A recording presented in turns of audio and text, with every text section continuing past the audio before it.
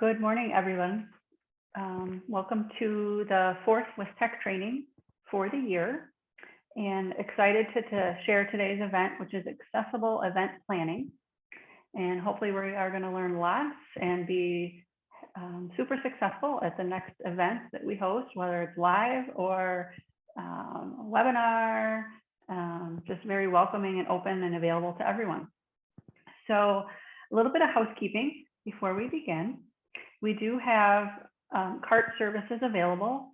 So you can either click the CC button or the three dots and enable live transcript or enable the captioning so that you can see that. We also do have sign language interpreters available, and you're welcome to pin those individuals to assist with your accessibility communication needs. If you have any difficulties with either of those, please use the chat and I will respond and make adjustments as needed.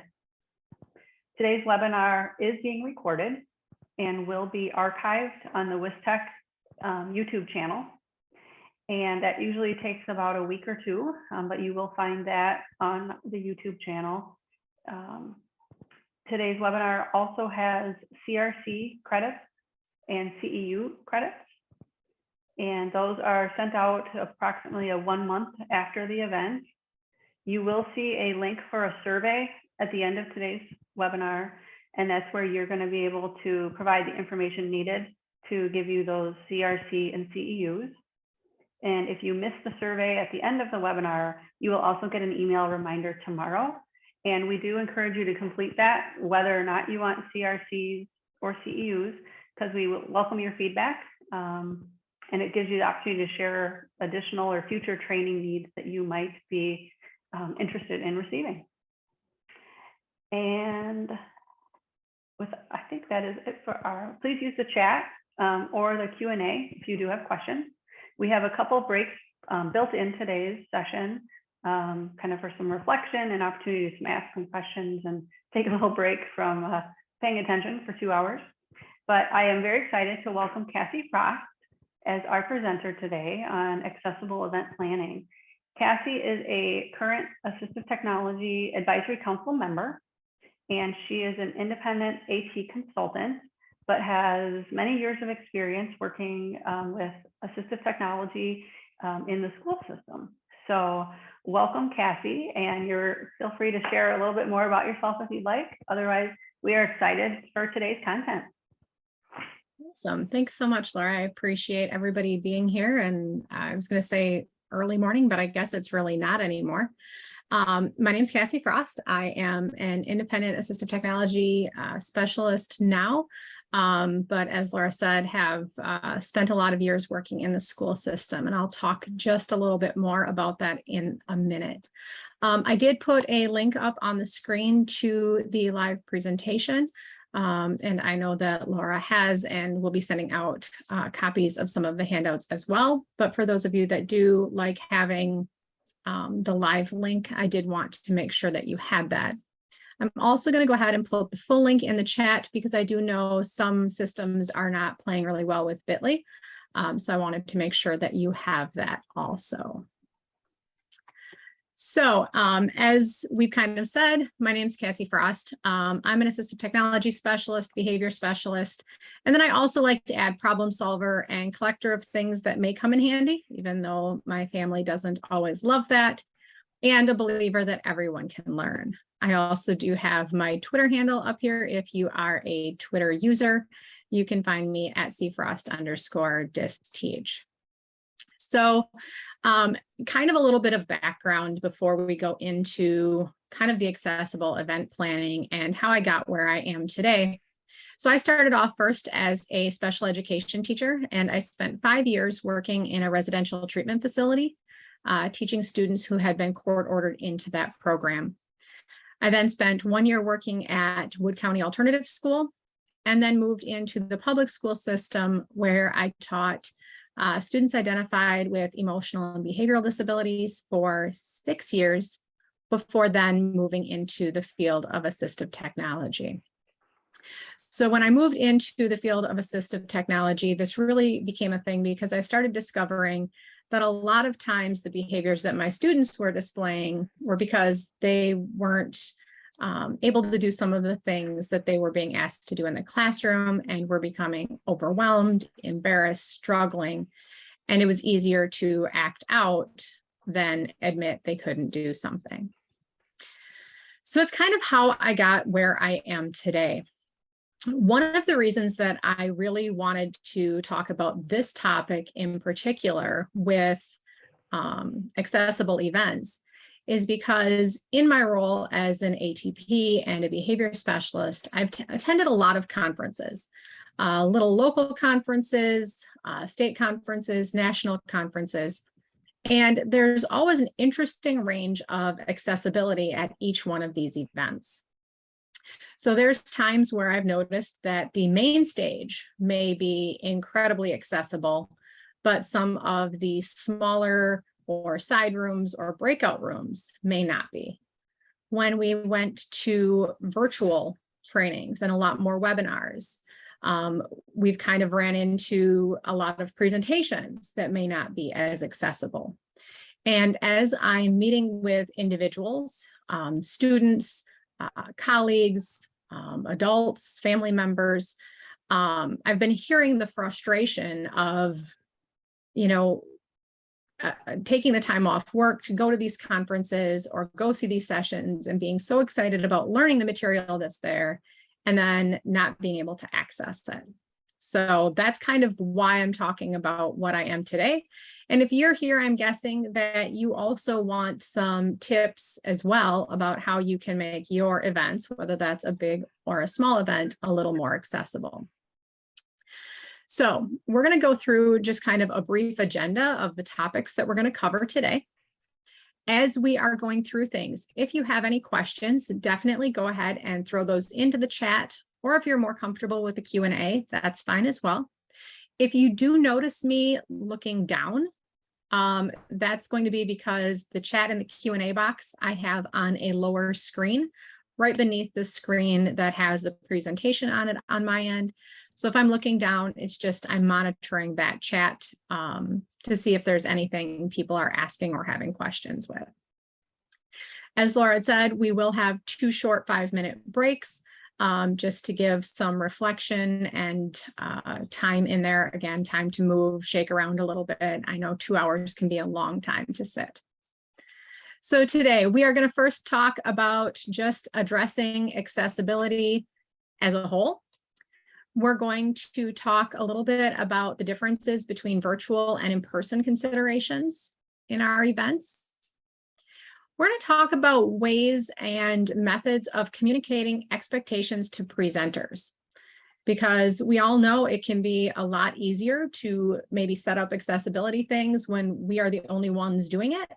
But if you are working with other people, like most of us are, when you are setting up an event, you need to make sure that everybody there knows how to make their things accessible.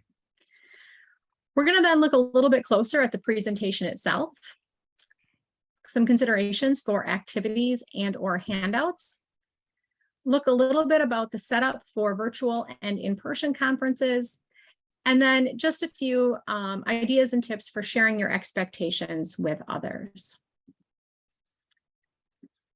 So at the very beginning, we always want to start with a little bit of the why and the how. So when you go to a conference, and a lot of times as we're talking today, I'm going to refer to an event as a conference, just because it's kind of one of the best examples, I think, because we can think of a conference as a webinar or as a in-person something, but usually it's going to be where somebody is sharing out a lot of information, and there could be more than one presenter. Okay. But if I go through every time and say webinar, conference, meeting, okay, it can be a little bit long. So most likely I'll be using conference a lot. Just know that I'm talking about all of those presentations. So when somebody is going to these events, they're going because they want the information that's being given, right? If you go to a Council for Exceptional Children meeting, right, or conference, you're going because you want the information that's there. If you are attending a meeting and you've taken off time from work to go to it, you are going because you want the information that's there. If you are attending a webinar like the one today, you're coming because you want the information that's there. So if you are planning on, being the person disseminating this information, presenting at it, or organizing it, it's important that all of the materials and information that you're giving out should be accessible to everyone. You don't want anybody coming to your event wanting the information that you're giving and them being unable to gather the information that you're providing. So you want to make sure that you are finding a way to give the information to attendees who may not be able to see the materials, to attendees who may not be able to hear the information, to attendees who may have physical limitations, attendees who may have sensory needs or sensory differences. You want to make sure that you are considering as wide of a range of individuals attending your sessions or your conferences as possible, so that everybody that's coming for that information can get it. I should have also said too at the start of this, I usually do, and I forgot today for some reason. Just as a warning, I do have a Basset Hound puppy. He's getting a little bit of an older puppy, but he does get a little playful this time of day. So if you do hear a Basset Hound howl at some point, I apologize. It's usually brief if he does, but if the mail happens to come or something exciting like that in the middle of this and you overhear a Basset Hound howl, that is why. So a lot of times when I am talking to people about accessibility at conferences, and I may be that person that has went to some conferences and then asked, is there any way we could make this be, work better for individuals who are unable to hear in the back of the room? And a lot of times the question that I get back is, what about assistive technology, right? You're an assistive technology specialist, right? What about assistive technology? Can't this individual just use assistive technology? And I think it's an interesting question because assistive technology is great. A lot of individuals have assistive technology that works specifically for them and works very well for them. And they may be very adept at using it. So assistive technology is awesome. However, a session or a conference or an event has to be arranged so that it will actually work with the assistive technology. So for example, you may have an individual attending your conference who uses some form of mobility aid. So perhaps they are a wheelchair user. If the session is set up in such a way that a wheelchair cannot get easily around the conference sessions or around the seats, or move their wheelchair into a place where they can see the stage, the assistive technology is not going to help much. Okay. Things like icon sizes or text sizes on presentations. Regardless of the assistive technology, if those things are not large enough to be picked up by the assistive technology that's being used, the assistive technology is not going to work. And again, things like room layout.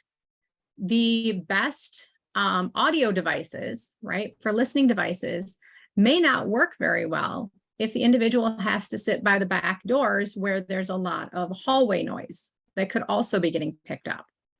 I've also been, for example, at a conference where, unbeknownst to them, they didn't do this intentionally, but where the speaker was presenting, there was a workroom behind that. And the mic that the speaker was wearing was also picking up all of the background noise from the workroom behind. And so no amount of assistive technology with the microphones and systems in place were going to be able to weed out that background noise. So even though assistive technology is a great place, I don't want to say to start, but it's a great tool and it's something that people may be coming to your session with, we need to be aware that how we set up conferences and our materials may play a big role on if the assistive technology is going to be able to work with the materials being given. In addition to the session arrangement, there's also the consideration of handouts and presentations.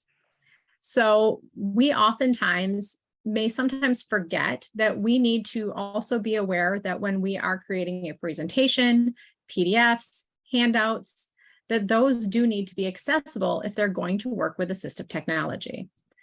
There needs to be enough contrast. We need to make sure that our PDF is accessible, meaning that a screen reader can read it. And that you can provide a copy of the presentation to your participants if you want them to be able to use their assistive technology with it.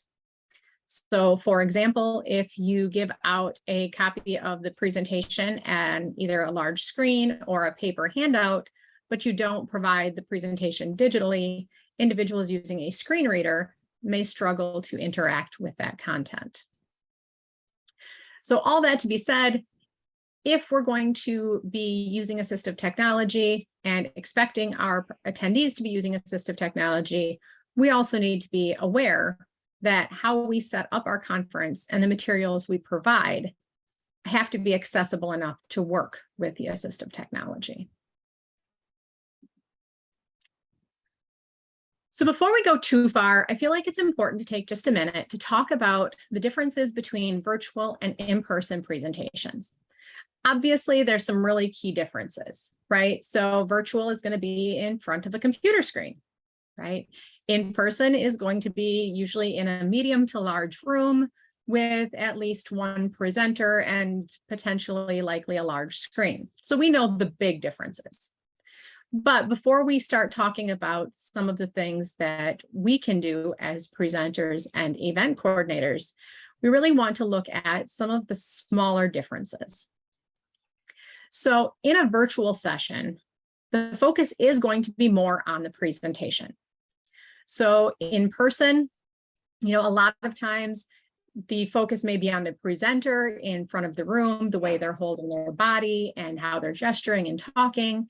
And there may be, physical things up on the stage, different activities or visual supports. And there may be more interactive activities as well. However, in a virtual setting, the presentation is kind of what there is, right? In most webinars or virtual trainings, the screen is pretty much the presentation itself. So when you're looking at virtual presentations or virtual events, that presentation becomes even more important. In any situation, but especially in a virtual one, providing accessible handouts in advance can be really helpful. That way, individuals have a chance to review those materials before the webinar itself. This can become a thing, especially because being that it is a virtual presentation, oftentimes if a person only has one device, right, one computer, one iPad, they're using that to watch the presentation and do not have a secondary device then to be accessing handouts. So having those in advance can be really helpful so individuals have a chance to look at those prior to the event. In a virtual session, pacing can be very important. Talking with your presenters about how to pace materials. This is possibly a little more important virtually. Not that pacing isn't important in both, but in a virtual environment, a presenter is not able to see their audience in most cases. So right now, I'm not able to see your faces, your posture, your body language.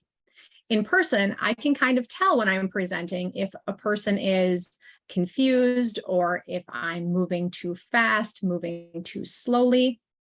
Virtually, that's not an option. So talking with your presenters about pacing and how to provide enough time for breaks or questions in chat can be very important. Virtual presentations recordings are great when they are possible. If it is possible to record virtual presentations, people can go back and look at those again later.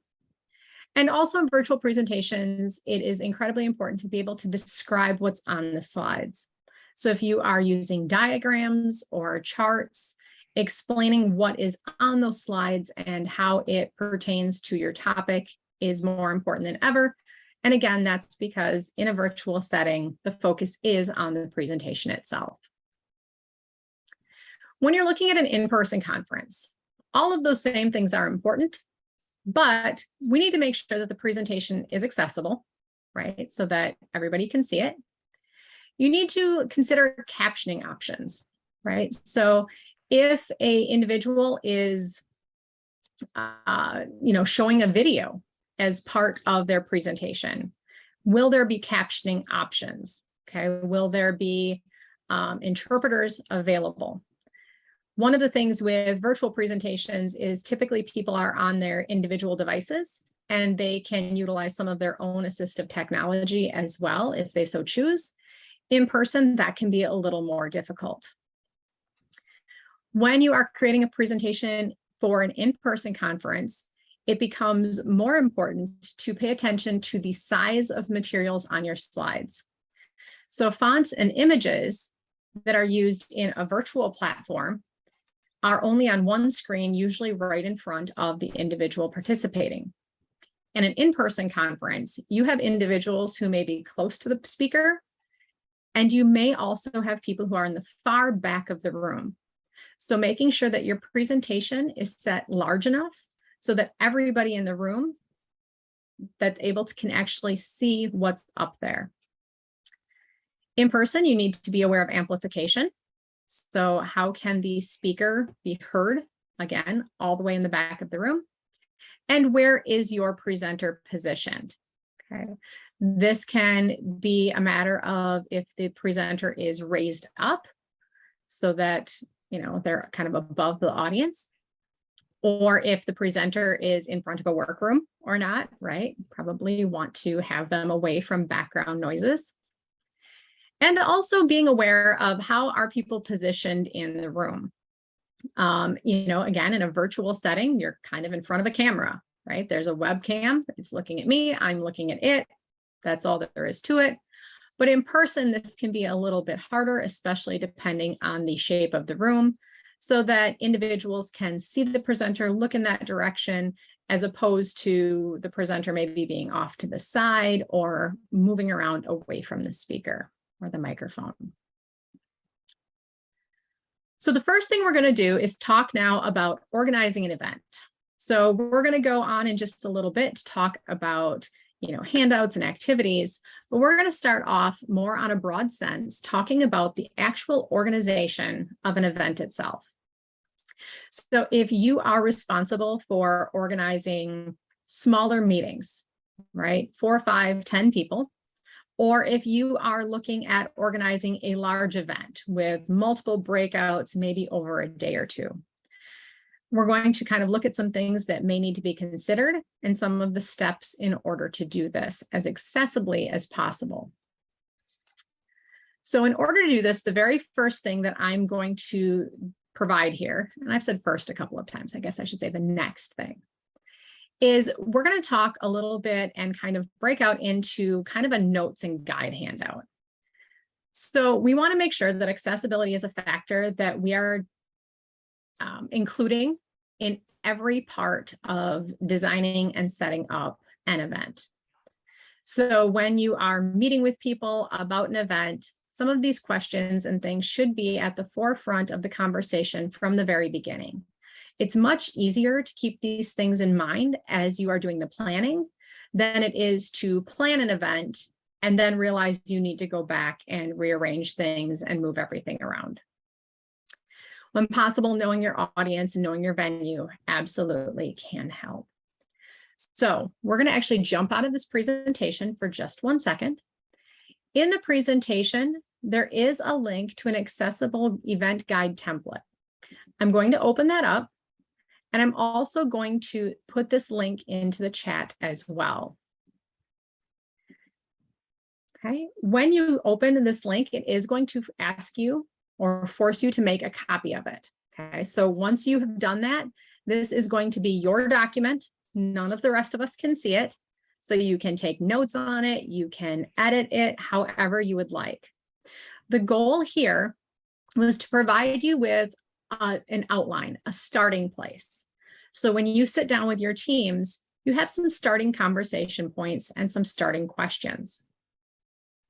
Again, this can be edited however you see fit, but as we go through the session today and as we take our 2 5-minute breaks, I'm going to encourage you to come into this document, or if you already have one of your own, go into that one and make some changes, but write down some notes that are specific to you, to your agency, to your group, so that the next time you sit down to plan an event, you can use this as a starting place. And again, everybody's is going to be a little bit different, but I did want to give that to start. So for example, the very first one, under planning considerations, the question is the conference in person or virtual? Okay, so maybe you already know that. Somebody is asking, okay, in chat, I'm not able to open it. It's asking for a Google sign in. It is going to say that you need to be signed into a Google account. It doesn't matter what Google account, but you will need to be signed into a Google account in order to open it and make that copy. Cassie? Yes. This is Laura. Are you able to change the link so that the privacy settings are anyone with that does not require a sign in? I believe that's what it is. I think it's because it is set to force a copy. Okay. But I will go ahead. Oh, this was this one. Let me go into the actual one here. Let me get to this first break in just a minute, and then I will change that. I can also put in a non-copyable link. You just will need to go in and make a copy. Thank you. So we'll be taking a break in just a second, and I will add another link for that. I think computer blocking can email later. Yes, I will definitely make sure that this gets emailed to Laura as well. Great question. So I will, let's see, to follow up, so make sure that everybody has this. I will, when we get to our first break in just a couple of minutes here, I will share a link back to this one that is a forced copy. And then I will also share a link that will let you do, sorry, I was reading Laura's comment and trying to talk at the same time. I shouldn't do that. And then I will share one also that was view only. So you'll have to make a copy yourself if that works better for your system. Laura's saying that she can also do a PDF version of it, which depending on what you have for availability for editing PDFs, that may work for you as well. But we will get copies of it to you here in the next break. Okay, so let's jump back in here. And again, over the breaks, I will be kind of referring to sections of that so that you can kind of go in and edit as you see fit. You can also just take a piece of paper and write down notes. Sometimes I just know we leave these things and we get busy doing everything else that we need to do in a day. And I think it's important to take notes and, change things while you can. So here's kind of an initial starting list of planning the event for organizers. Okay. So if you are the organizer and you are the person putting together some form of event, here are some things to consider. I did not put all of these into that handout because I wanted you to be able to pick and choose the ones that make the most sense for the type of events that you schedule. The very first one, if at all possible, ask your speakers and participants if they have accessibility needs. So this can be harder if it's more of a drop-in type event where people, here's the link and whoever can come, right? But if possible, having people register in advance. You can then ask them in advance, do you have accessibility needs? If you know that there are individuals coming with accessibility needs, you can plan specifically for those. So wherever possible, consider working in a question about accessibility needs for both your speakers and your participants when you're setting up your event. The next step of this then is determining what is your platform or where is your venue. Now, oftentimes as an organizer, these may be things you can't change, right? Your company, the program you work for has a virtual platform that they use. They always use Zoom, they always use Microsoft Teams, whatever that is. Or the venue is always at your main office, or it's always at a specific conference center. So you may not be able to pick the platform or the venue, but you can go through and learn the accessibility features of the platform you're working with, or go and meet with the venue to make sure that everything is as accessible as possible. Okay, and there is a checklist we'll be talking about in a little bit of some things to be looking for in both of those. Whether it is in person or virtual, making sure that you have adequate sound systems and microphones. So if you are looking at a virtual conference, meeting with your presenters in advance for even 3 or 4 minutes, 5 minutes, to make sure that their sound system and microphone works, that there's not horrible background noise. Unfortunately, even for those of us that do webinars pretty frequently, we know from our end what things sound like, but oftentimes you don't know what your microphone sounds like on the other end. So either if you can meet with your presenters or even ask your presenters to do a short recording and listen to themselves, works well also. But sometimes there's different microphones that may pick up background noise of things that the presenter is not even aware is there. So taking that time, even for webinars, to check the sound systems before the event will make things much more accessible for the individuals that are attending later on. Make sure that you have good visibility for speakers, presentations, interpreters. So if that is a virtual platform, that may be pinning your speakers, right, or your interpreters so that they are able to be seen by everybody. If that is in person, making sure that the speaker is maybe up on a stage, that the presentation screen is large enough so that as many people as possible are able to see that information. If it's possible, and this is one that sometimes can be kind of difficult depending on the who's doing the planning and what it's for, but arranging for captioners, interpreters, assistive listening devices. Now, if you know that no one that's coming to your event has said that they need live captions, maybe the captioner isn't something that's going to be the first priority, but then making sure that it would work with automatic captioning for individuals who choose that as their assistive technology, right? So for example, I was at, and I'm going to I'm not going to call them out here, but I want to use this as an example. This last summer, I was at a conference for the Council for Exceptional Children. Actually, I think that was last spring. Huh, time flies. And the main stage presentation had captioned content, it had interpreters there, and it was, as accessible as it could be. However, as soon as things went into smaller breakouts, there were no captions, there were no interpreters, there were no accessibility features by any of the other speakers at the event. I'm not going to say any of the other speakers, a lot of the other speakers at the event. So that's an example of, where a handout or information for the presenters would have went a long way. Verify good internet connection. Now, this is something that I feel like has become more commonplace.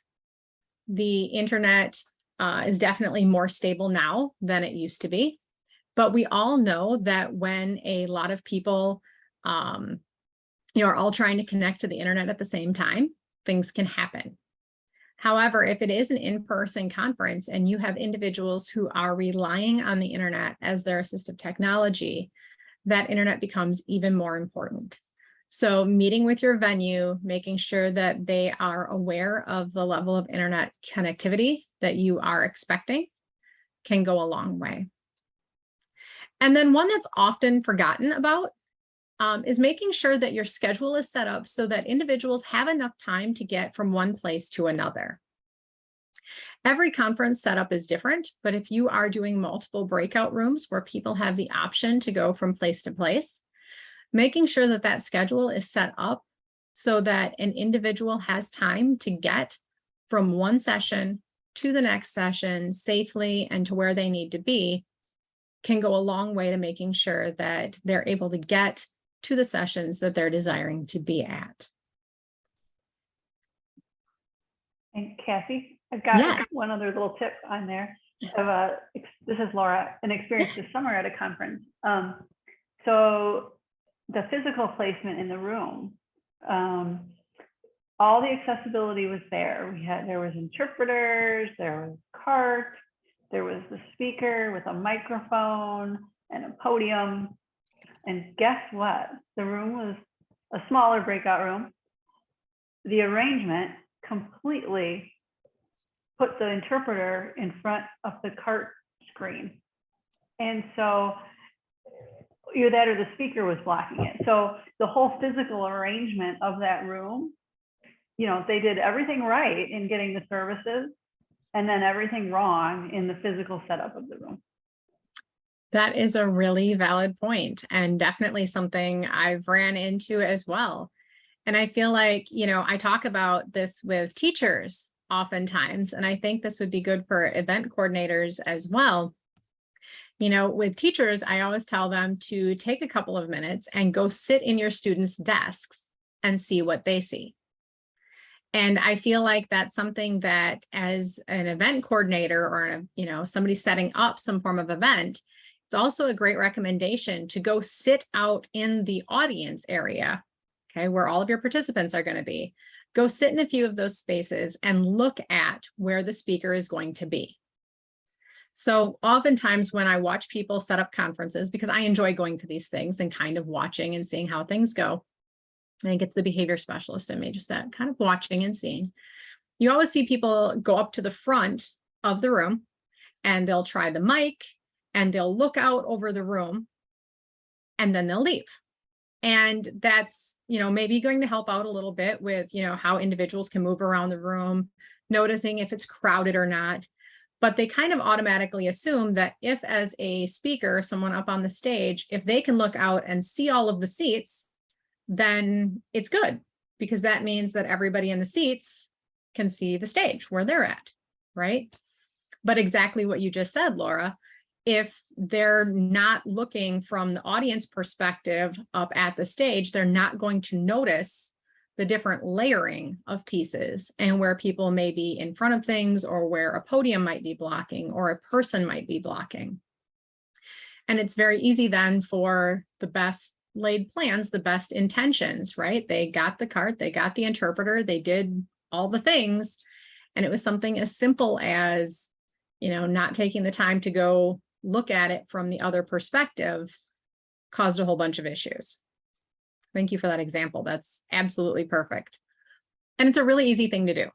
So maybe if you're making a checklist for yourself, that's a great one. Has somebody went into the room and sat in at least 3 locations and looked at where the speaker is going to be to see how everything is looking up there. Okay, also before your event, you want to make sure that you're communicating with your venue regarding the accessibility of the rooms, the bathrooms, the doorways, etc.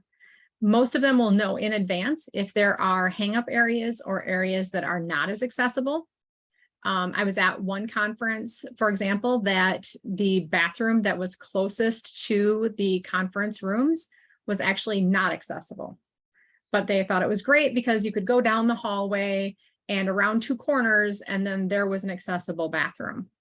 So we had to have a conversation about how that wasn't going to work for us, and we had to move some of our sessions around and things. But that becomes a really great conversation that you need to have with your venues before the event occurs. Ideally before the venue gets booked, but that isn't always possible. Also before your event, when you are looking at advertising your event, right? So this may be social media, this may be flyers or handouts, right? Sometimes this may even go as far as radio ads. I don't know if anybody really does those anymore. But making sure that that is also accessible, or as accessible as possible, right? That, you know, social media, if you are posting about your event on social media, making sure that it has alt text, making sure that your hyperlinks are descriptive will go a long way into showing people that your conference is accessible, that their needs are going to be considered, and making sure that you're setting kind of a standard for your presenter and people who are involved with it regarding the accessibility of your event. Again, as you're getting closer to the event, making sure that you are reaching out once again to participants and speakers about accessibility needs, and also at this point, their suggestions. So when people are first registering, it can be a really good time to just ask the blanket statement, do you have accessibility needs and what might they be? right? That's usually enough to kind of get started and get things kind of in place, get venues picked, those things. But as you're getting closer to an event, now, obviously with this, I'm talking about a bigger event. If it's just, an 8-person meeting, you're probably not going to have time to go through, multiple levels of checking in, because those are usually scheduled, a week in advance. But if you're working on an event that is, a couple of months or years out, following up again with participants and speakers and asking that extra question of what suggestions do you have? Most individuals have been to a conference that has not met their needs in one way or another. I can talk about conferences I've been to that the background noise was so bad I was not able to hear, or events where I've been to where there just wasn't enough time to get from session to session, right? So I can give suggestions and say, hey, this conference would be better for me if blank. And so this is a time then to start talking to your participants about what suggestions might you have. This also can be done after. So if this is an event that's being used, repetitively, so it's something you host every year or every 6 months, you can also ask those questions after the event, as long as you're going to review them before the next. And that's where that reviewing, any past comments you've gotten regarding accessibility, keep those handy. A lot of times, people get feedback, you kind of take the feedback and kind of file it away, but keep that forefront, put it in a file somewhere where you can pull it out before your next event, so that you are kind of fresh in your mind when you're planning things and organizing things. Okay, we are going to take a short break now. I did see that Laura put in chat a PDF of that handout. I will also work on getting a couple of extra links to that as well, and the shareability of those things. We'll take about 5 minutes. So it is 10:46 right now. So we'll come back at, what would that be? 10:51. During that time, I kind of want you to reflect. So at your place of employment or wherever you are working on an event for, who is responsible for ensuring the accessibility of an event? Is it you? Do you have a team that does? Is everybody responsible? Who are your go-to people? What upcoming events do you have going on that you might need to consider these things for? And then add any notes or edit that planning sheet during this time so that it's fresh in your mind and you're remembering it going forward. Okay. And then also, I also recommend standing up, shaking out a little bit, getting yourself some water so that you're ready to come back for the next portion of this. Okay. So I lied, it's now 10:47. We'll do 10:52. We'll come back and we'll keep going at that point. I will be here. I'm going to mute my mic so that if there's any background noise here, you won't hear it, but I will be here. If you have any questions to put in chat during this time, this would be a great time for that as well. Okay. So 10:52, we will start back up. This is Laura. Thank you, Cassie. And again, feel free to use chat to share some of your ideas that she has given you some prompts for during the break, or just take a break, either one.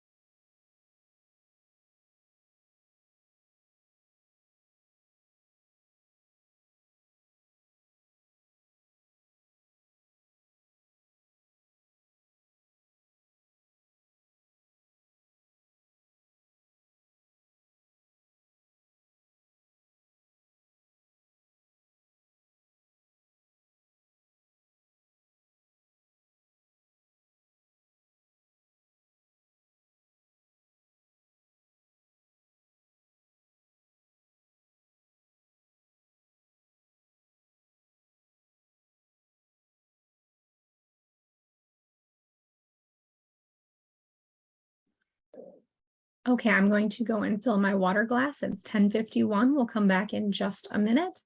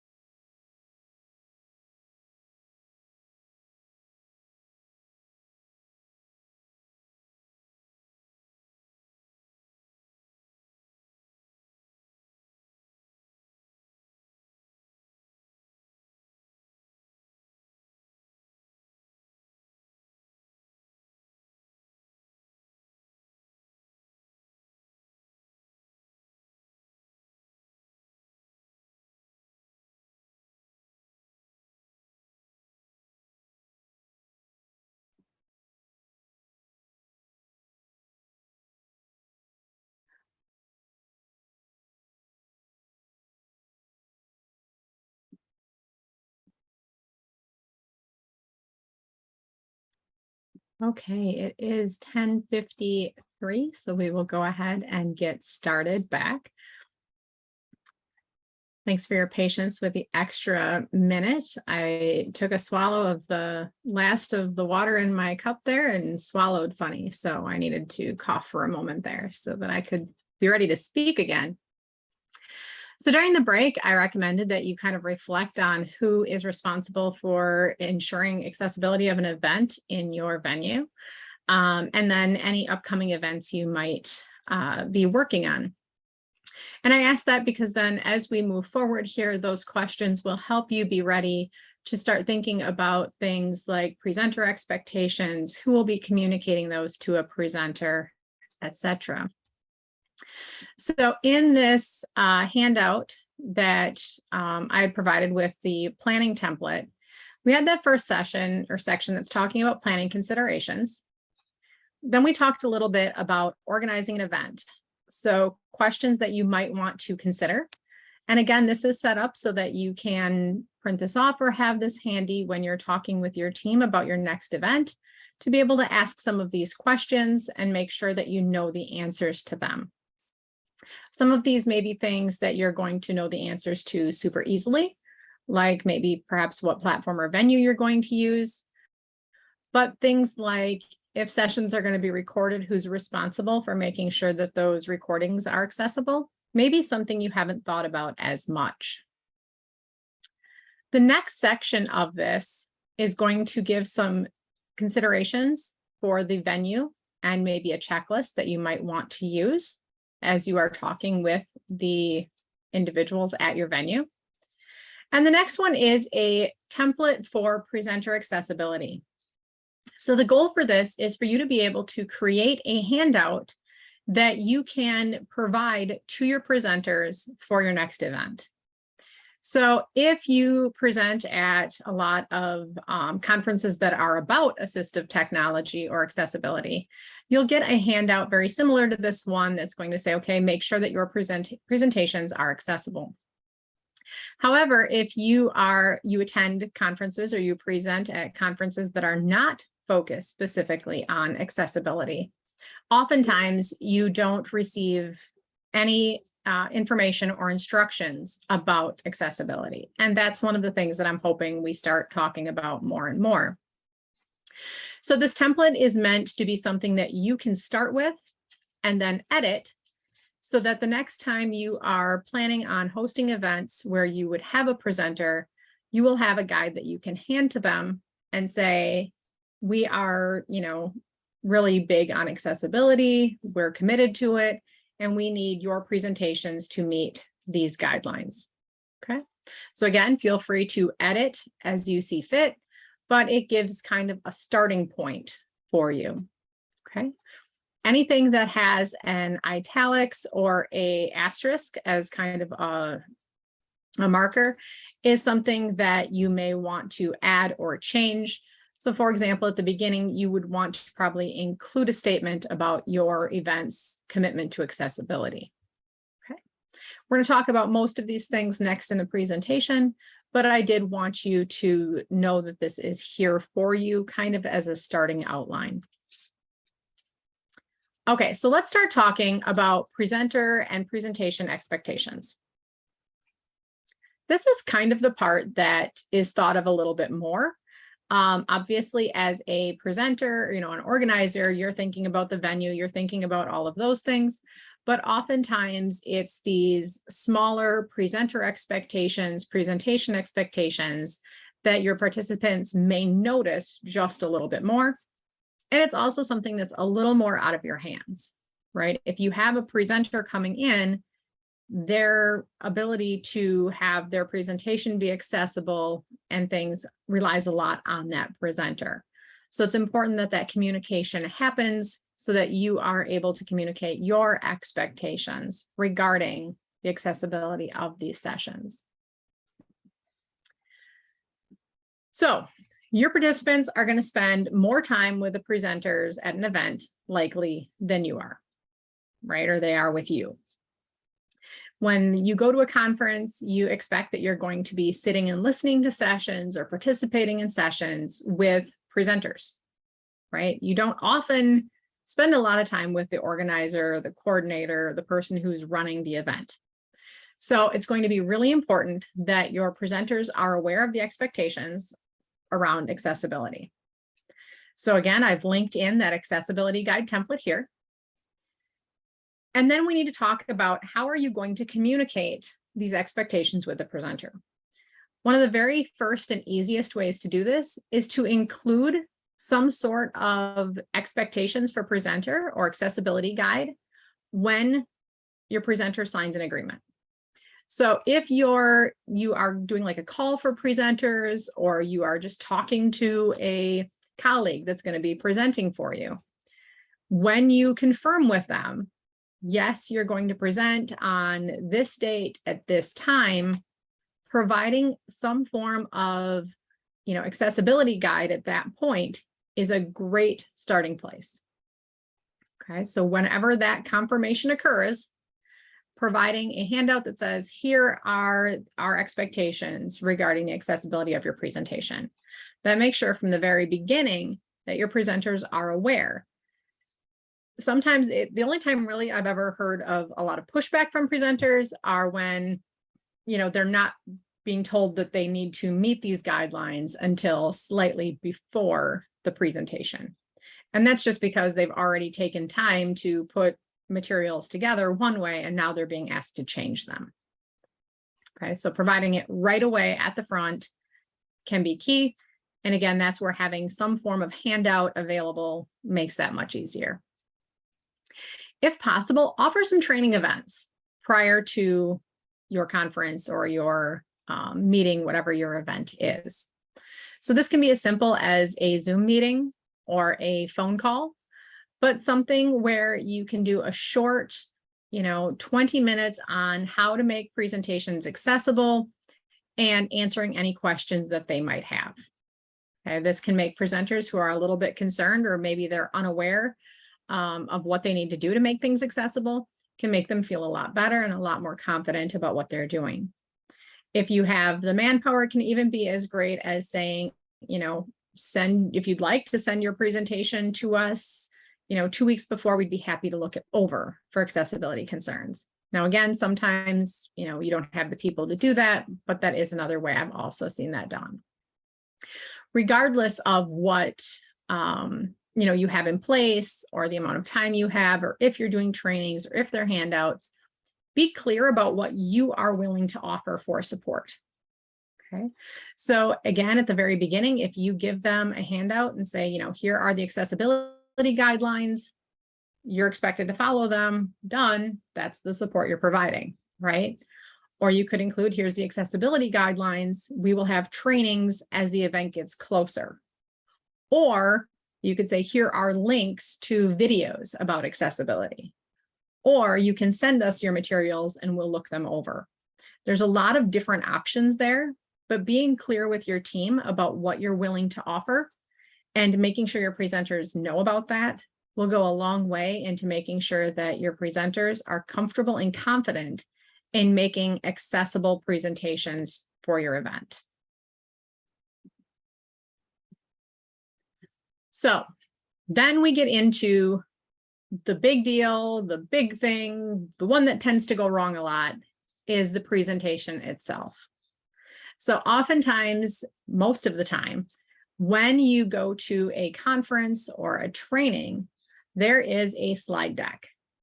This used to be kind of a novel thing about 20 years ago, right? And people would have a PowerPoint and it would kind of be a big thing. And people would spend hours on the slide-ins and all the different effects. And, it was kind of a big thing to make a PowerPoint. Now, almost every class, training, meeting, presentation, conference you go to is going to have a slide deck with it. Okay, this has become a very common thing and something that most people are pretty comfortable with. Okay, so this could be PowerPoint, this could be Google Slides.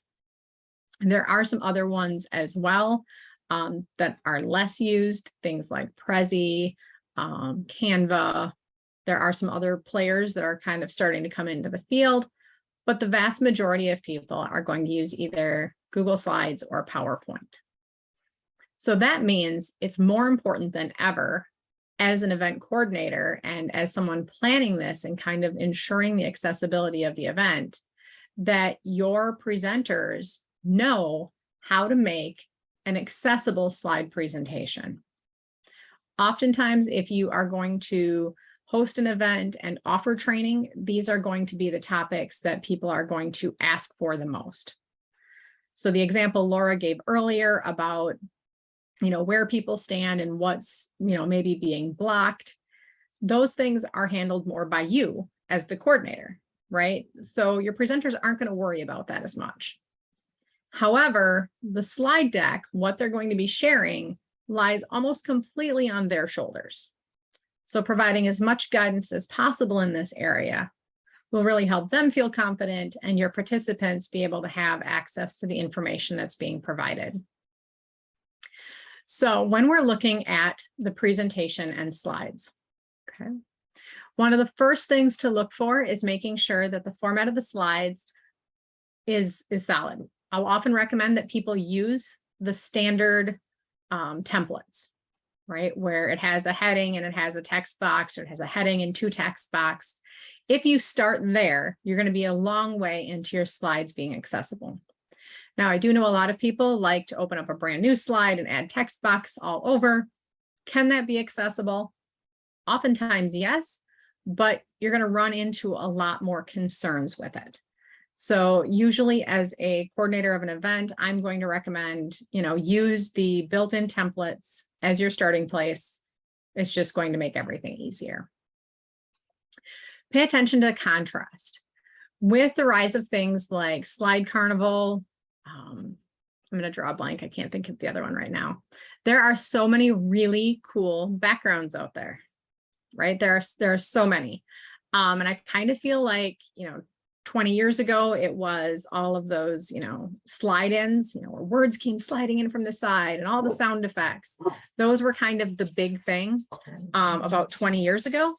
And now I feel like all of the backgrounds, like Slide Carnival and all those cool backgrounds, are kind of like the cool kid thing now, right? Everybody likes them. They make you look maybe more professional or more flashy. But oftentimes those backgrounds are either going to be very busy, or there's a lot going on that's really distracting, or the contrast may not be as good. That's not saying that all of them are that way, but recommending that, participants use a background with high contrast and making sure that they're avoiding backgrounds that are too busy can be very helpful. Also making sure that every slide has a title. Now, this is something that I find interesting because I work with educators primarily, and I work with, and students, but tons of educators. I work with hundreds of educators, and educators make presentations all the time. And even working with people that make slide presentations daily, most of them that I run into are unaware that every slide should have a unique title. So what I mean by that is the very top line of each slide, okay, when you use those templates, always has a spot for a title, that this should be unique. So for example, I was working on a presentation not too long ago with a colleague, and we were talking about Chrome extensions, right? And we were talking about a variety of Chrome extensions. And so we ended up with about 4 slides in a row that were all Chrome extensions. And we had to actually go back and look because the title of every slide was Chrome extensions. Well, we learned that you're titling the slide of what's on the slide. That's actually very accurate. They're all Chrome extensions. However, if somebody is utilizing a screen reader and they're trying to find a specific slide, it's much more difficult when there's 4 slides that all have the exact same title. It's very hard to figure out which one is the one that they want to go to. So for example, here I have the presentation slide basics. That's what this particular slide is about. So the next 3 or 4 slides that I have are all about the presentation, but you need to make sure that each slide's title is unique. So it could be Chrome extensions for blank, or Chrome extensions slide 1 even. It's not as descriptive, but at least it's unique. So somebody could go back and try to find the information again with a screen reader. Visuals are something that we really enjoy, okay, adding to slides. People like adding pictures to slides and colorful things to slides because they're fun, right? But it can also be very difficult if somebody is utilizing a screen reader or struggles with content or contrast or color to be able to determine what's on the slide. So we've heard from kind of the beginning to limit the amount of text and visuals on a slide. Don't make it too busy. Don't put too much information on the slide because it becomes overwhelming. Making sure that you're using a font that's easy to read. So nothing super loopy. Okay, nothing, I usually try to avoid script fonts, right? Fonts that get really narrow and really thick can be easier or harder to read. So making sure that you're using a standard, easy to read font. And if you are going to include graphics and images, make sure that you are ready to describe them when you are presenting. Okay. So we have 2 pieces with visuals. One is adding alternative text, right? So that individuals using a screen reader can be aware of what is on that image. But also, if you are adding visuals to your screen and you're presenting in person, you are then relying on everybody that is there to be able to see the images on your screen. So it's important, because there's no alt text being shown at that point, that as a presenter, you describe any visual that's there. Now, currently on the screen, I have a picture of a slide, and it is exactly a poor example of a slide. Okay, this is a bad example. So I'm going to actually exit out of this presentation for just a moment. I'm going to actually go to that presentation and look a little bit closer at that slide. So this slide is actually partially black, partially blue. It has a link that is a dark red, and it has a lot of white text on it. So some things that are wrong with this slide. So first off, contrast is not great with the red and the black. We also have a link now that says this is a link, but it doesn't say what it is a link to. What that means then, when a screen reader reads it, it's going to say this is a link, but no one's going to be aware of what that link actually leads to. So making sure that you are describing the link. So this is a link to a Wikipedia article about frogs, or just simply link to Wikipedia article about frogs, right? And also on this slide, you'll notice that there is a whole bunch of words on this slide. So that can be very difficult for participants to be able to read and comprehend. But also you can run into the situation where the presenter is tempted to simply read the slides. Okay. We've all been in those presentations over the years where the presenter simply reads the slides and the information on the slides out loud. And you begin to wonder, why am I here if they're just going to read the slides, right? And it can get really distracting and overwhelming. So encouraging your presenters to use things like bullet points in their presentation, to leave key information there, but not type out full sentences and everything that they're going to be saying on a slide. Okay, I'm going to go back to our presentation here.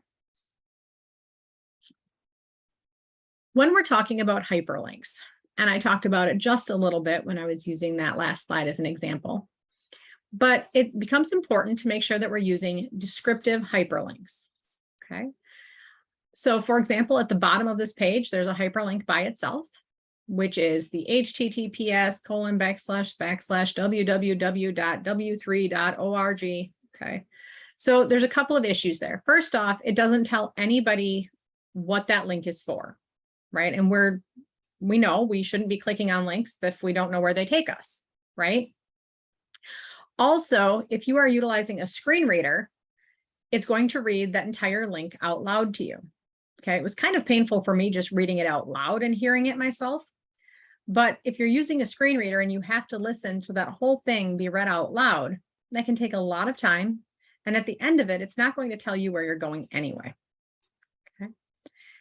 So a descriptive hyperlink below that is how to meet web accessibility guides guidelines quick guide. Okay, so it's going to tell you where does that link take you. It's still a hyperlink, but now it's going to tell you where does that hyperlink go. You definitely want to avoid as much as possible using things like click here or read more as a hyperlink. Again, it doesn't describe where that hyperlink is going to. Okay, every hyperlink should clearly describe where it's taking the reader to. If your presenters are going to be using things like graphs and infographics, both of these are phenomenal things for information and information that's being provided. However, when you are presenting this, you're relying on that image to show a lot of information. So the first thing that needs to happen is alternative text needs to be added to graphics and infographics and graphs.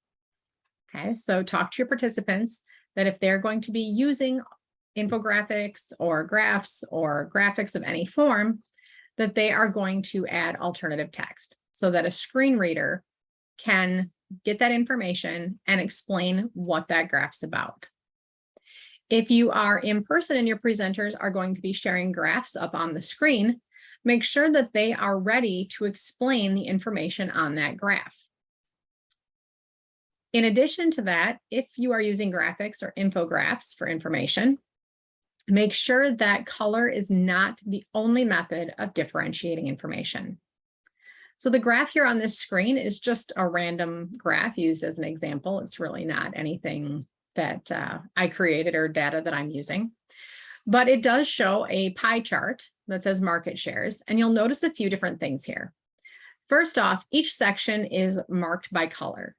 So you can see by color that about half of it is blue and chrome, right? The word chrome is out to the right of it.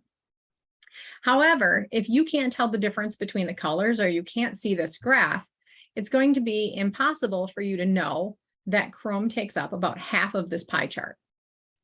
So this could be improved by adding the percentage. So Chrome, 58% of market share, right? Internet Explorer, 25% of market share. So by adding something on that explains the percentage or the amount of this pie chart that's filled in, you're adding more information than simply relying on individuals to use the color to be able to determine the information. A lot of times in presentations, presenters will rely on video. Video is a great thing. It's super engaging. People like them. That's awesome. It can provide background information that the presenter might not otherwise have. But there are a few things to be aware of when you're using videos. First off is that you should make sure that your videos do have captions turned on so that they are able to be used when the individual is playing it or when you are showing it to a room. If you are showing a video, enlarge the video so that it takes up the entire screen. Oftentimes, one of the great things about, Google Slides and PowerPoint is you can embed videos. What's nice about an embedded video is you don't need to leave your presentation to go to it, right? It can be queued up, you know that the internet's working for it, you know that it's there, the link's not broken. Embedding a video is phenomenal. But by embedding a video into a presentation, it no longer takes up the entire screen. So when you play the video, it's much smaller than if you enlarged it and it would take up everything. So make sure that presenters know to hit the button to enlarge the video. It's a simple thing to do, but it makes a huge difference on the accessibility of that video. And then to be aware that if there are large portions of videos that don't have audio descriptions, you may need to front load your participants by explaining the video beforehand. Oftentimes, some of the videos we use may not have audio descriptions or may not have enough audio content to be able to explain what's happening on the screen. For example, I go to a lot of educational conferences, and there may be videos of a classroom talking about behaviors. What is the student doing on the screen? Case study. And the video will play. But if you have a participant that's unable to see the screen and there's not audio descriptions, they may hear students talking, but they aren't going to be aware that a student got up and left their desk, or a student shoved everything off of their desk and left the room, right? So making sure that if there's portions of the video that do not have audio descriptions, or a participant's not going to be able to understand without seeing it, make sure that your participants are aware by explaining the video in advance.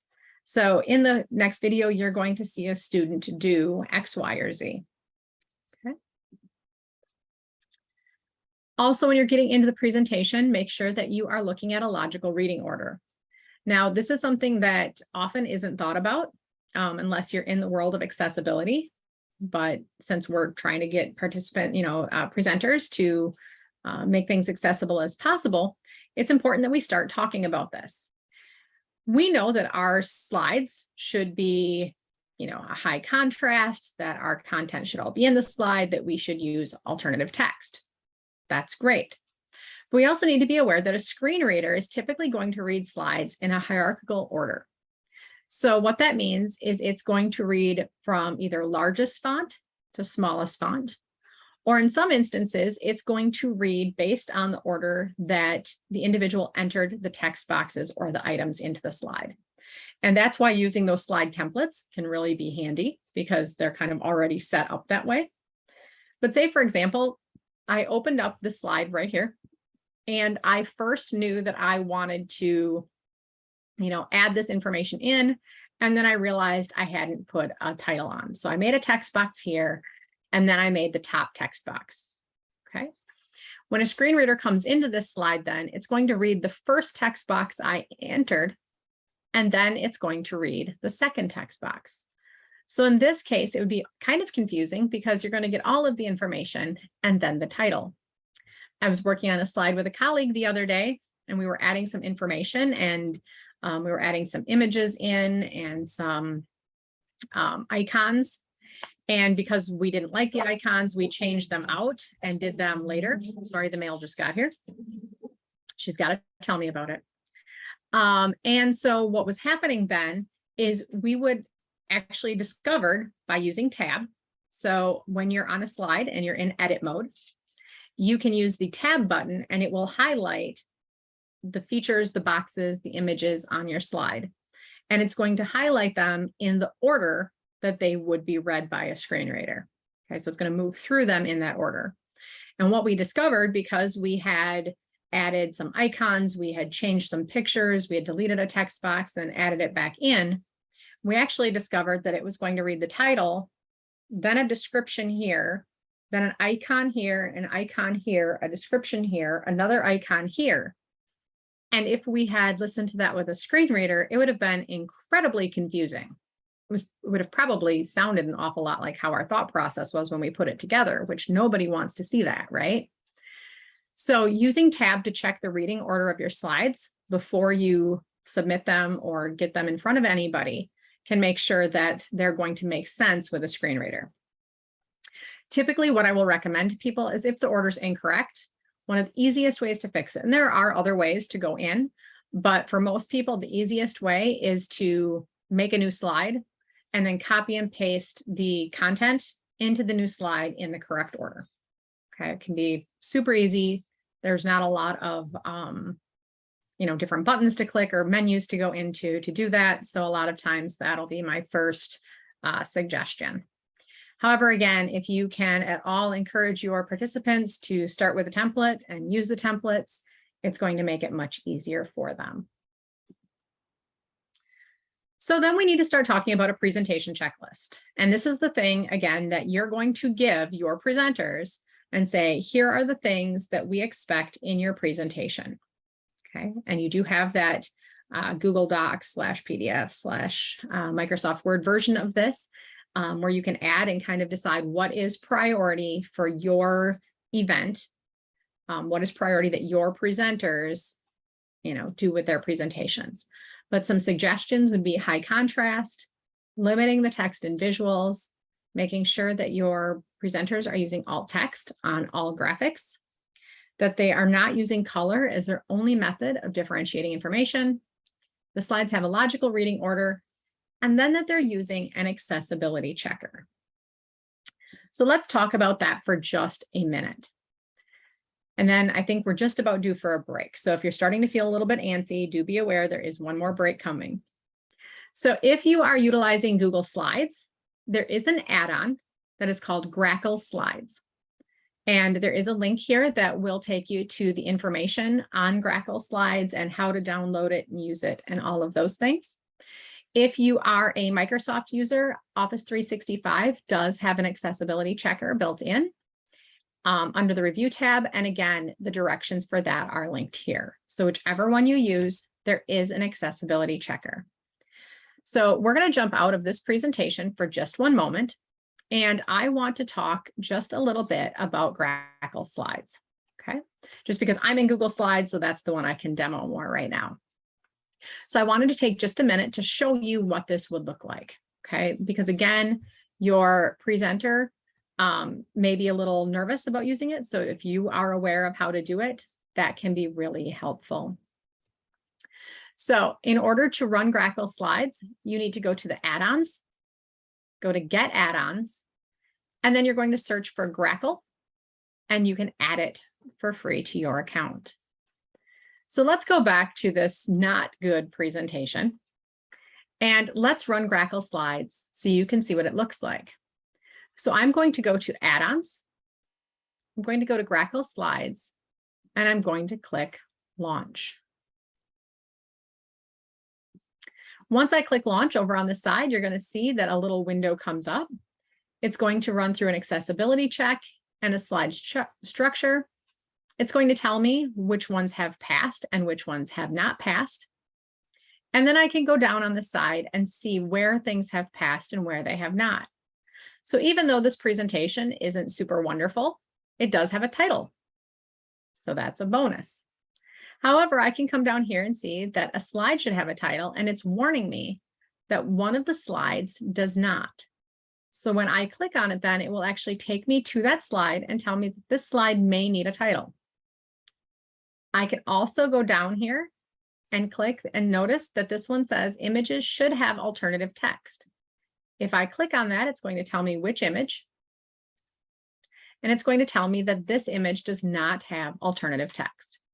Now, this is a slide that says frogs, and it tells me this is the life cycle of a frog, and it has this wonderful image. There's a few things wrong with this. First off, the contrast is horrible. It's very difficult to read what the writing is on this image. And in addition to that, this image does not have alternative text. So that would need to be added.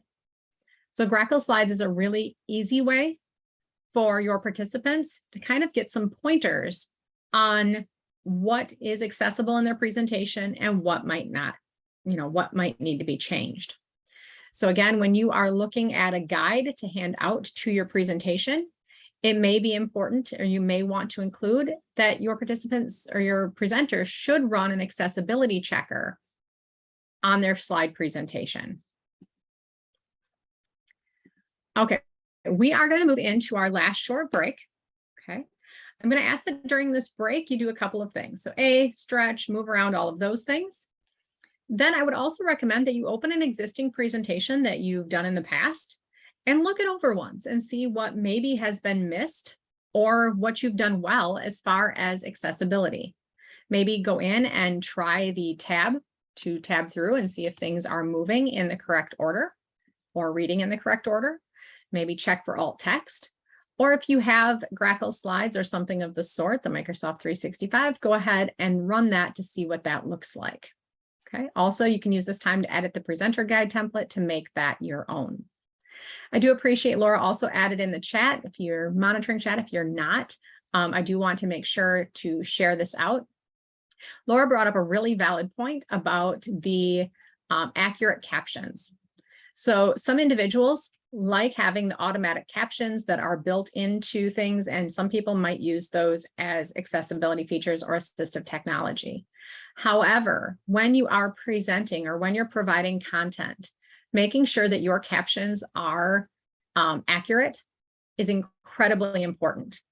Oftentimes, the captions that are auto-generated will not have things like punctuation. They will have errors in speech or incorrect words.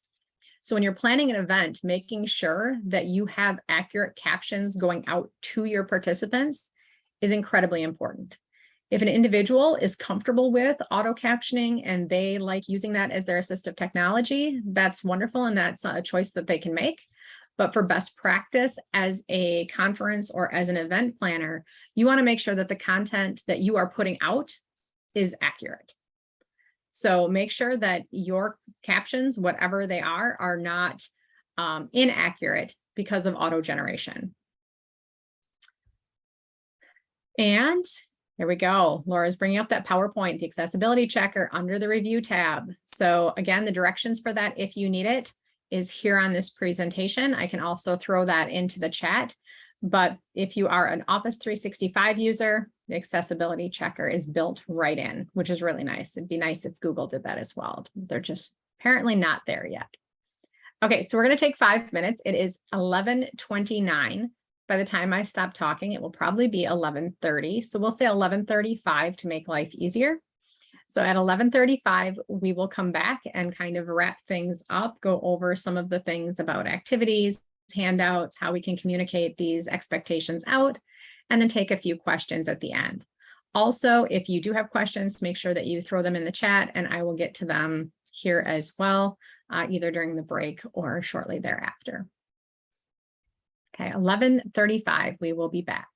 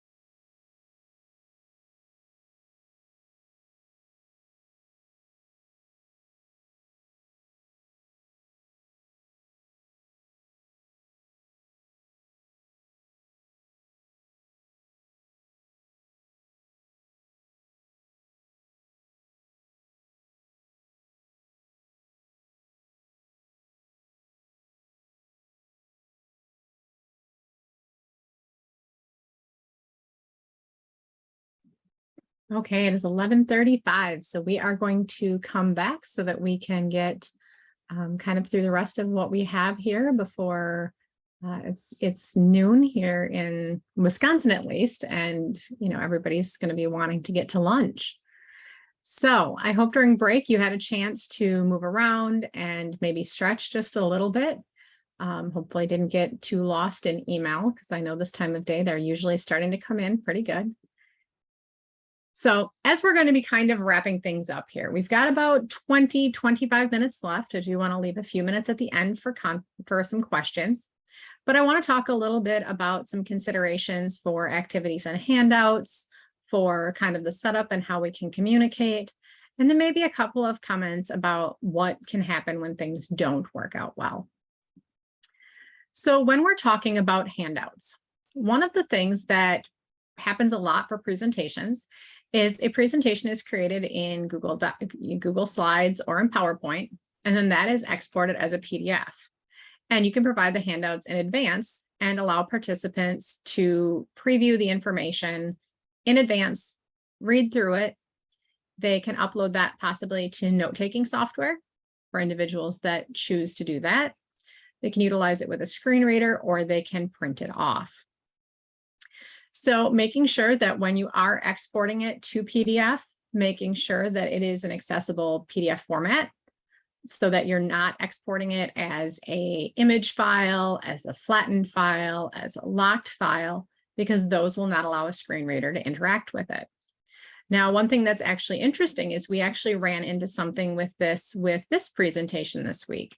So I utilize Google Slides for most of the presentations that I create.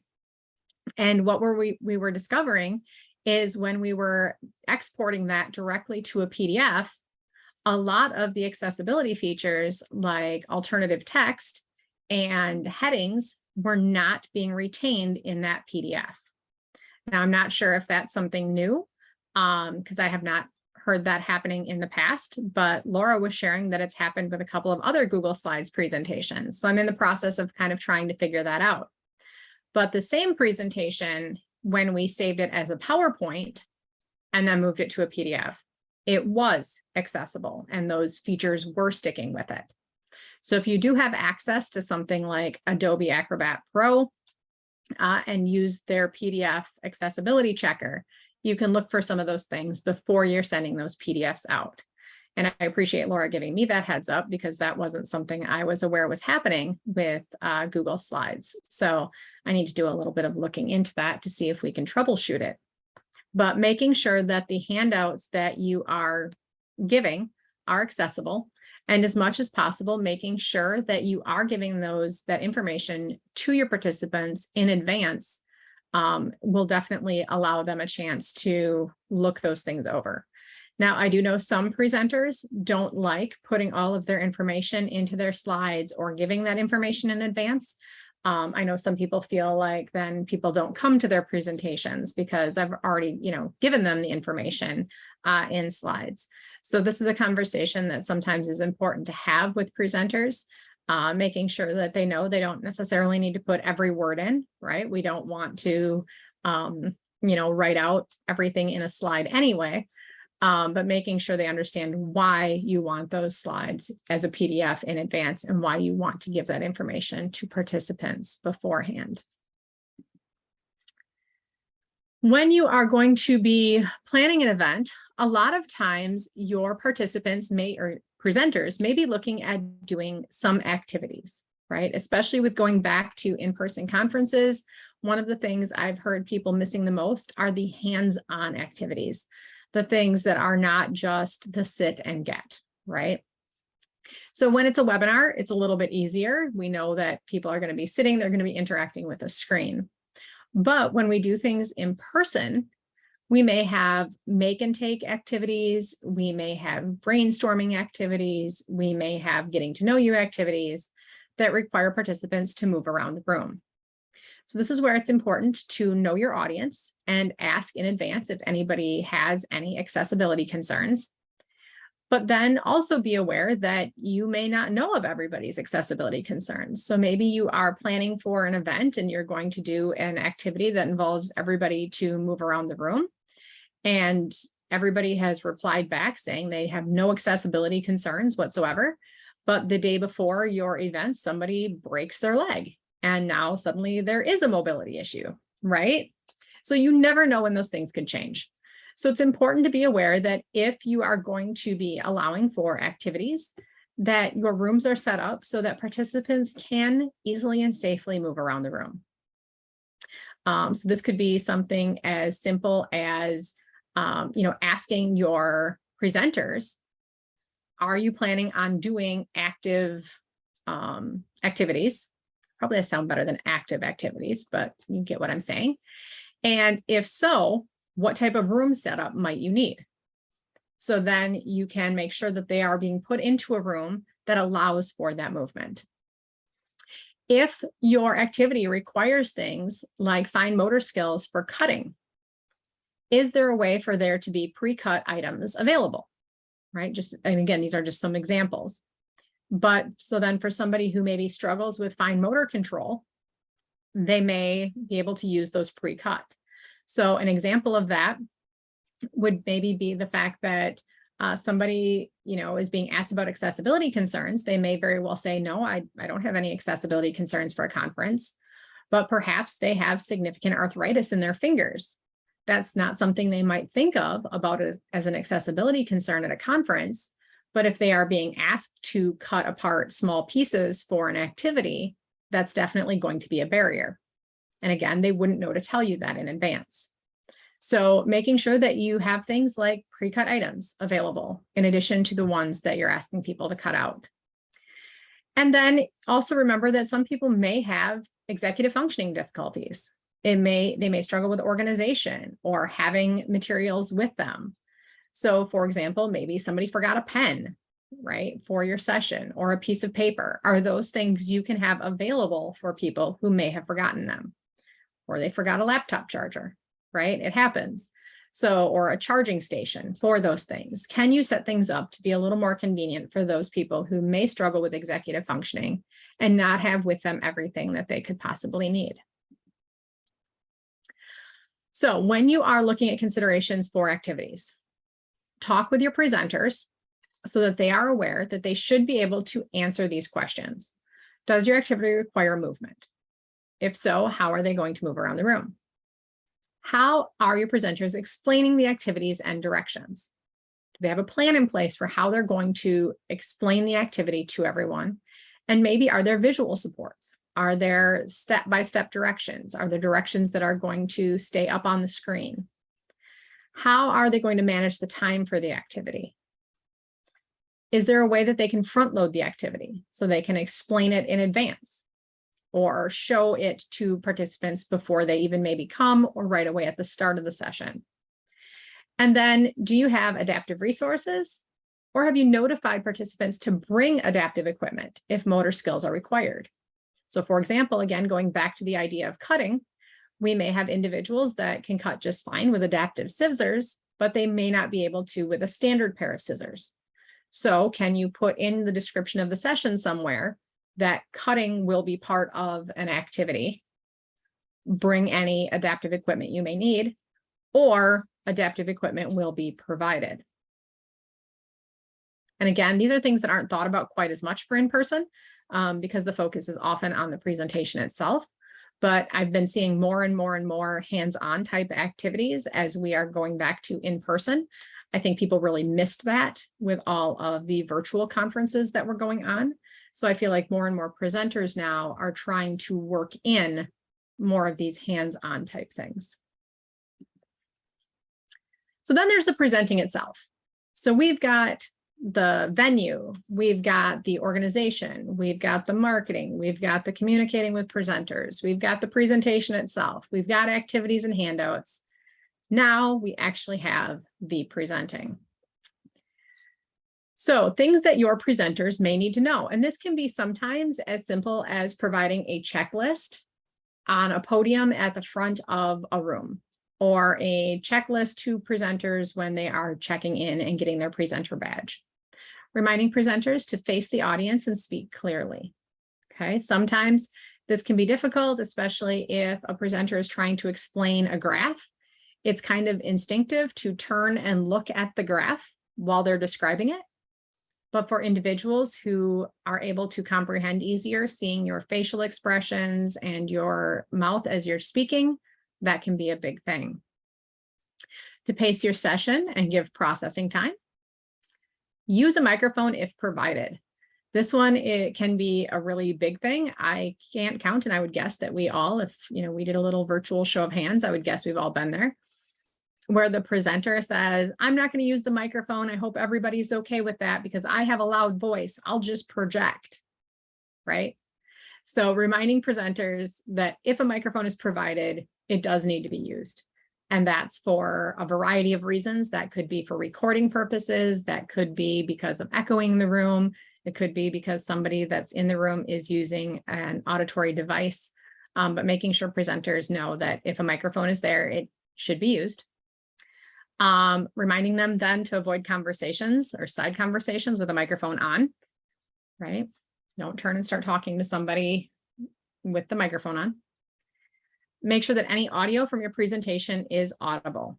So if you are playing a video and you're playing it from your computer, make sure that that is also going through the audio system and not just through your computer's microphones or speakers. And then making sure to remind them to describe any content that may be on their slides. So those images, graphs, infographics. And again, these aren't necessarily things that need to be provided super far in advance, but this also makes just a really good, simple handout at the front of the speaker table at a session and kind of remind them of these things. Now, some of the sessions are great. They may have a technician that'll come in and help you check the audio. So if you have the availability of having a technology person, running around helping with that, that can be super helpful. Then when we're talking about virtual, okay. Laura just added in chat that it's helpful for a speaker to provide a self-description as part of their session. Yes, also describe who you are. Absolutely. When you are doing a virtual presentation, so if you're doing a virtual conference or a virtual meeting, making sure that if you are using the chat, that the information that is relayed in the chat also is shared auditorily. So it can be easy to kind of get distracted by or have a side conversation going on in the chat. So somebody might add a comment, you're going to answer back in the chat, they're going to share information, but anybody who's not able to answer or interact with that chat is missing that content. So as much as possible, taking time to be able to kind of glance into the chat and share information out can be super beneficial. Now, I just did that kind of accidentally there at that time, but a good example of that was Laura's recommending, the idea that it's helpful for a speaker to provide that self-description as part of their session. And as a presenter, being able to kind of share that information then auditorily with the group. Reminding participants of accessibility features. So at the beginning of this session, Laura took a couple of minutes to remind everybody that CART was available, that there was an interpreter available, so that people were aware those things were there. A lot of times there may be accessibility features available, but if people are not aware that they're there, it doesn't really allow them to use them. So Laura was a great example of that when we started. When possible, provide links to the materials in the chat box. So telling people that there is a link in a presentation or reading a link out loud is one thing, but for some people, it's much easier to click on the link in the chat box.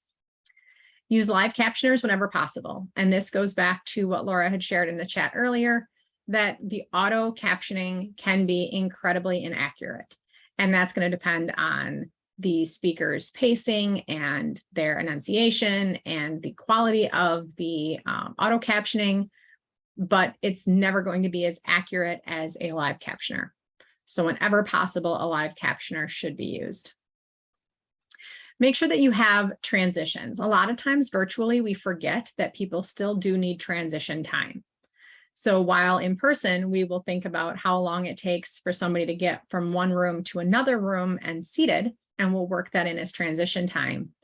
Virtually, it can be much more tempting to say, okay, this session ended. Now we're going to start this next session.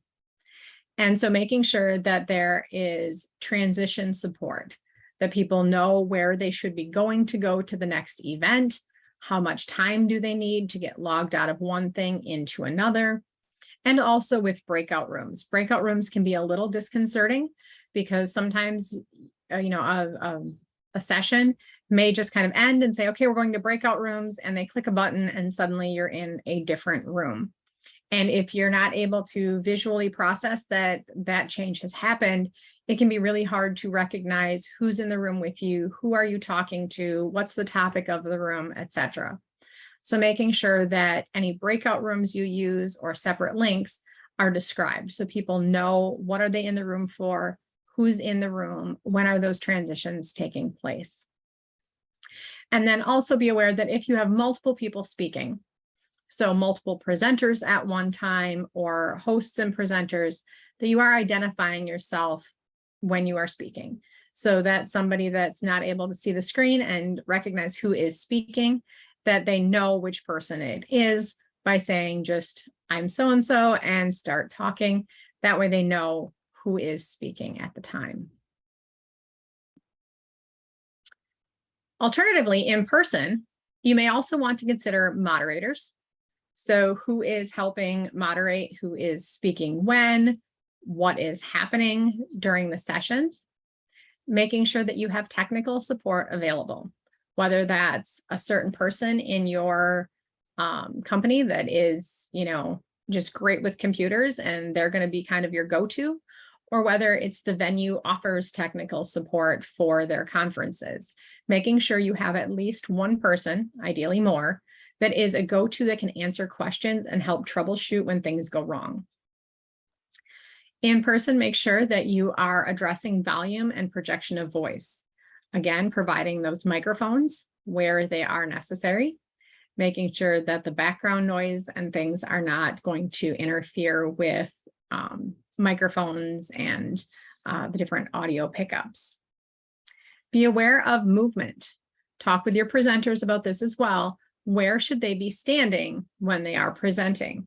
And can they move around while they are presenting? Some presenters like to pace or move around while they're doing so. If that's something that they need, right? That's an accommodation they need, is to be able to move. We need to make sure that they have a lapel mic or something that's going to go with them. There's nothing, I'm not going to say nothing worse, but one of the worst things is when a presenter is standing by a microphone and you can hear them really well, and then they start pacing and you can't hear them, and then you can hear them, and then you can't hear them because they're moving away from that microphone. Be aware in advance and talk with your presenters about how you want them to address questions. If they are going to be looking for question and answer time from the audience, make sure that there is a microphone in the audience so that people that are asking questions can be heard by the group, or make sure that your presenters know that they should be repeating those questions before they're answering them. Consider all of the activities that we talked about earlier and the accommodations for them. And also have links available for late arrivals. So if you share a link out for your presentation and somebody comes in 10 minutes late because they were in a session that ran over, oftentimes that link is gone. So having opportunities to share that link back out can be super beneficial. Here in a virtual setting, it can be a little bit easier to just throw that link back in the chat, right? It takes about 2 seconds. It's not super difficult, but in person, that can be much more difficult. Nobody wants to interrupt the in-person presenter to ask for the link, right? Chat's much easier to just kind of throw that in, and when the presenter has time, they'll share it out. In person, that doesn't work. So making sure that at regular intervals or perhaps on the bottom of your slides, you do have those links available. And as we're kind of wrapping up here, it's important to be open-minded. Be aware that there could be other accessibility needs. While I walked through a lot of different accessibility needs today, I did not catch them all. Be considerate. It can be really hard when you've done everything that you can to make a session or a conference accessible, and then discover that maybe you missed something, or maybe there was a concern that you weren't aware of. It's okay, right? Do the best you can to make an accessible event, but be aware and considerate that there may be things you're not aware, right? So then you need to listen to that person. When they come to you and say, you know what, this didn't work for me. It would have worked better if you would have done this. That's what would have worked for me. It's really important at that point to keep an open mind and not get defensive and say, well, I provided this, right? And that can be a little hard, right? Because you did everything you could, you thought you were doing well, and you missed something, or somebody came with something you weren't expecting, right? Like perhaps that broken leg, right? The last thing you want to come back and say, well, you didn't say you had an accessibility concern, right? To the person that showed up with a broken leg for the activity. So make sure that you keep an open mind, you recognize that things can happen, and be gracious about that. Understand that there may be movement needs, or medication needs, or communication needs, or other things that you weren't aware of. Okay, maybe you have somebody that needs to get up and move around more, and that wasn't something you were aware of. Or somebody needs to leave the session at certain times for medications, right? And that's okay. So keeping an open mind that there may be things that you weren't aware of or you aren't aware of, then you keep that in mind for future sessions. So then we go into our what ifs.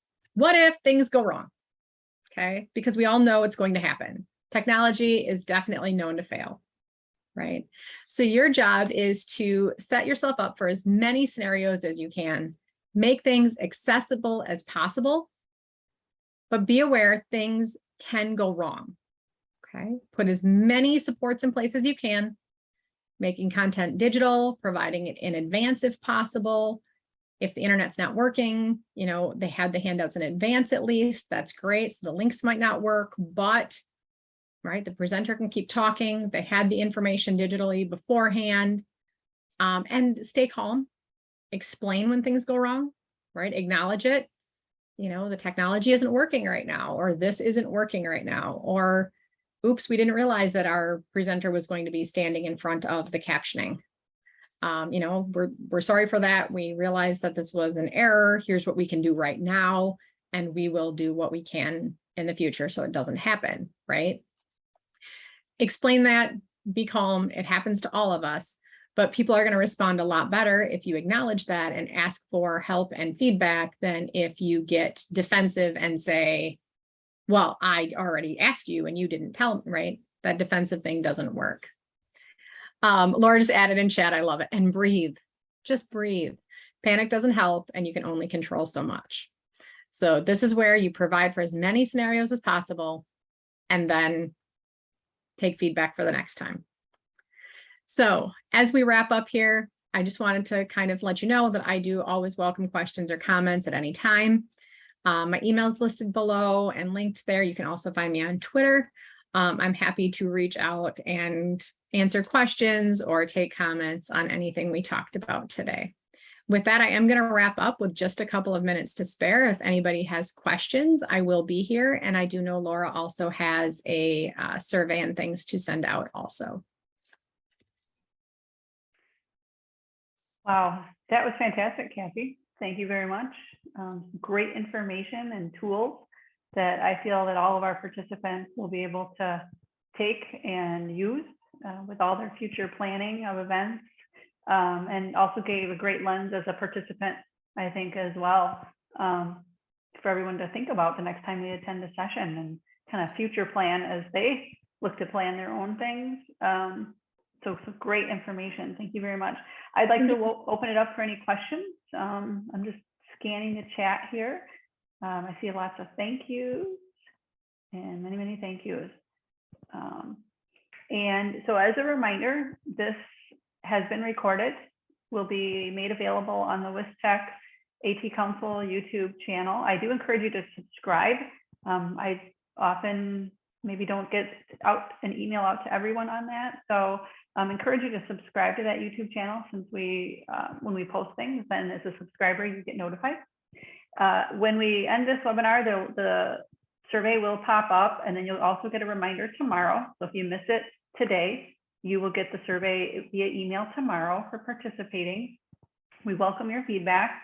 And then again, if you are in need of CRCs, which are Certified Rehab Counselor hours, or CEUs, then you do need to complete the survey. And then at the end are some additional learning outcome questions, and then an opportunity for you to give me your email address and your name so that I know where to send those certificates, which are sent out within 30 days of the session. So aside from that, I'm not seeing any other questions, and I'm sure people are getting hungry. So thanks again, Cassie. This was great. And stay tuned for next year's training session. So have a great rest of your week, everyone. Thanks, Laura. Thanks everybody for coming.